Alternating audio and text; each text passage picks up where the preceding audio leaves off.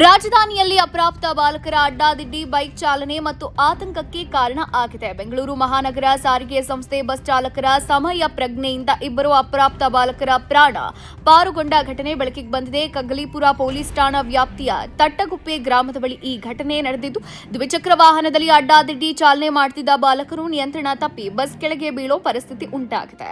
ಆದರೆ ಕ್ಷಣಾರ್ಧದಲ್ಲಿ ಬಸ್ ನಿಲ್ಲಿಸಿದ ಚಾಲಕರ ಚಾಕಚಕ್ಯತೆಯಿಂದ ದೊಡ್ಡ ಅನಾಹುತ ತಪ್ಪಿದೆ.